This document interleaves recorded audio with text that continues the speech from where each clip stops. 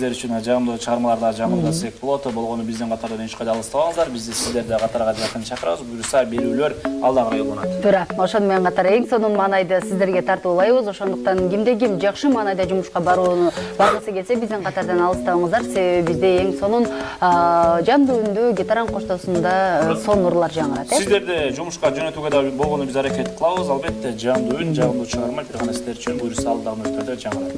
Биз ар дайым элдик таланттарды колдоого даярбыз. Ошондуктан бүгүнкү студиябыздын коногу дагы өзгөчө элдик талант, жаш биздин досубуз Манасов Эркинбек. Саламатсызбы? Кош келипсиз. Кош келипсиз биздин студияга. Кутман таңыңыз менен дейбиз Өткөр мырза. Маанайыңыз кандай? Эң сонун. Эң сонун. Кандай керек болар? Негизинен ушул окуудагы кандай жаңылыктар болуп атат? Чыгармачылыкта дегендей. Негизинен мен 10 класста окуйм азыркы кезекте. Мен бош убактымда ушул гитара менен чертип келем. Эмнеге комузду тандап албадыңыз? Эмнеге гитараны тандап калдыңыз да? Бул гитара чертип калганын себеби мен бир тууган байкем Өмүрбек ошол чертет, ошондон кийин мен ошол гитарага кызыгуум пайда болду го дейм. Анда бир туугандар дайыма мен ойлоп калдым, Өмүрбек, Өткүрбек, Өмүркан болуп кетерби? Жок, мен эң чоң эжем анын аты Венера, анан кийинчиси Өмүрбек, анан мен эң кичинесимин. Өткүрбек. Эң сонун. Анда окуучулук күндөрү кандай уланып атат негизинде? Буюрса келечекте кайсыл кесипти тандайбыз? Окуучулук кез негизи эң жакшы, азыркы кезекте жакшы болуп атат. Келечекте экономикага тапшырам го дейм. Эң сонун. Буюрса эң сонун сиздерден мамлекетти өнүктүргөн сонун кесип ээлери чыксын дейбиз. Ошонун катары келиңиз бизге гитаранын коштоосунда жалпы биздин көрүүчүлөрүбүзгө сонун ырлардан аткарып берсеңиз, Негизинен ишке өтөлүү деле, негизинен ишке өтөлүү. Эртең ишке дегенде. Биринчи эле чыгарма ата-эне жөнүндө болсун.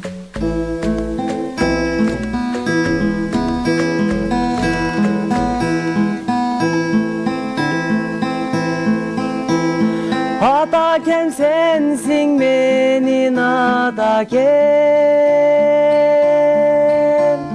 үйрөттүң мага бул жашоону сен.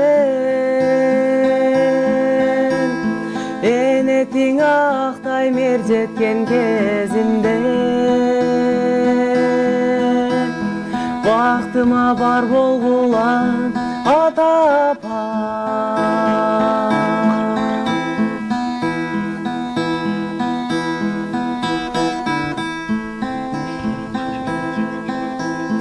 Жашомдун көркүсүң ата-апа, силерсиң эр байлыгым бул жарыкта. Дүйнөнүн эң бийик аскасы болса дагы, бактыма бар болгула ата-апа. Бактыма бар болгула ата-апа, ата-апа. Эң сонун ата-энелер дайыма бар болсун. Өмүрбек биздин ата-энелерибиз бизди ар дайыма жаш деп ойлошот, эркелетип бизде турушат да. Сизди кантип эркелетишет? Эң кичинекей болсоңуз, көкүрөк күчүгү болсоңуз, сектор болсо дегенде видеого кайсыл убакыт болсун, кайсыл мезгил болсун, ата-эне биринчи эң кичинекей баланы эркелетет. Жана кайдыгер карабайт да, кайсыл жакта жүрөсүң деген сөз ар дайым айтылат. Ооба, мен дайыма караштырып, колдоп жүрүшөт. Кантип эркелетет? Кантип эркелейсиз сиз? Мен кичинекей болгондуктан мени Митти деп коюшат. Кандай деп коет? Митти деп кичинекей болгондуктан. Ушундай. Албетте, сизде эмне эркелетет? Бизде буюрса ата-энелерибиз эркелеткен убактын өтүп калдык, буюрса ар дайым эркелетип гана жүрө берсин дейбиз. Ошону мен жогу мектепте гитара черткен учурда кыздар качасабы дегенди, сүйсүн арнайбы? Андай мектепте чертип турам негизи. Чертебиз. Андай учурлар Өткүрбек де ээрчип калышы. Эң болуп калар. Кайсыл инсандын ырларын көп ырдайсыз? Мисалы азыр ата-эне деген чармаңызды аткардыңыз. Бул кайсыл кимге таандык сөз болгону? Бул же болсо өзүңүз жазасызбы, же акеңиз жазабы? Өзүңүз жазып көрдүңүз беле, негизи аракет кылып көрдүңүз беле? Бул чыгарма негизинен ошол мен байкем Өмүр ошол жазган. Анан ал чыгара элек биринчи. бул ыр чыгар элек. Сиз атап жүрөсүз. Мен эми ата эне тууралуу ыр таппан анан ушул ырды ырдайын деп бүгүн ошону ырдап калдым. Көпчүлүктө кайсыл ырчыларга баа бересиз, кайсыл ырчылардын ырларын көбүрөөк ырдайсыз мисалы? Көңүл туккан адамыңыз барбы дегендей? Мен негизи Улан Осмон Улуу деген жакшы гитарист бар. Ал мен ошонун ырларын көрүп, ошого кызыгып, ошонун ырларын ырдайм. Анда эмесе дагы бизге чыгарма аткарып бериңиз, убакыттан пайдаланып сизди ырдатып калалы дейбиз. Албетте жагымдуу чорамалар бир гана сиздер үчүн арналат. Бул кону таң эртеден маанайды көтөрүңүздөр. Гитаранын коштоосунда сиздер үчүн чыгармалар белек болсун. Албетте, туулган күнү эле Шаңдуу чыгармалар. Алтын балалык деген болсун, Ал кезекте сен тентек кыз эселеп, мен да бала. Сүт озунан кетелек, жар боруна экөлөп, орох менен үй куруп, чаңы гана үйлөнүп, көчүп келдик кечеге. Алтын балалык бизди ойготкон, бизге билгизбей сүйүндү ойготкон. Алтын балалык бизди ойготкон, бизге билгизбей сүйүндү ойготкон. Кемпири десем мен колуңдан жетелеп белимиден, сен да мага эркелеп, чалынбай куш жумуштан чарчады деп мен аяп, чай кайнатканы күндөрүм ал эсимден кетелеп.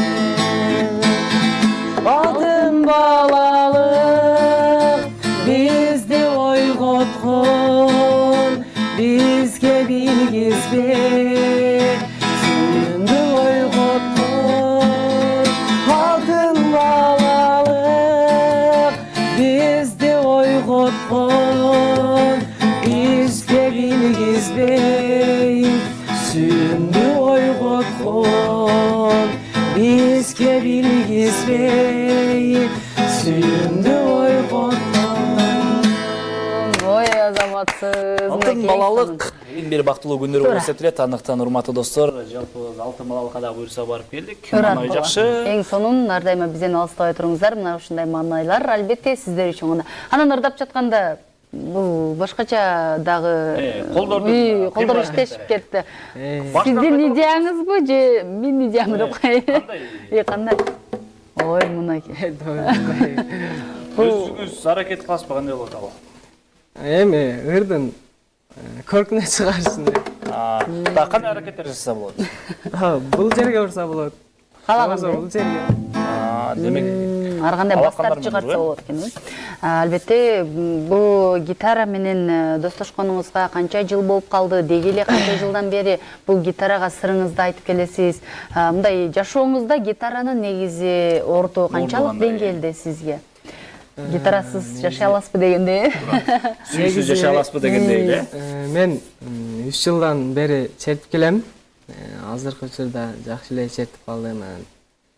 Бул гитара негизи зериккенде же бекерчиликте эң жакшы бир аспап. Бул бекерчиликте отуруп, зериккениңде ырдап, мындай энергия аласың десе да болот. Кандай мисалы үйрөнүү үчүн канча убакытта сарпталышы мүмкүн? Сиз негиле канча убакытта сиз үйрөнө алдыңыз? Негизи эле менин урук тууганым, ата журт, тага журт дегендер баары эле ырдашат экен мындай караганда. Ошолордон мен суу агат дегендей. Тез эле үйрөнүп чертип кеттим десем болот. Эмне себептен ушул чыгармачылык жаатын эмес, экономика жаатын тандайм деп кыялдан атасыз? Эмнеге? Ырчы болсоңуз болбойт беле, концерт коюп дегеле, көрмандарыңыз дегендей, жылдыз десеңиз да болот, Кесипти ошону тандадым, мен бул маданият жагынан мындай кошумча алып кетиши мүмкүн. Хобби катары.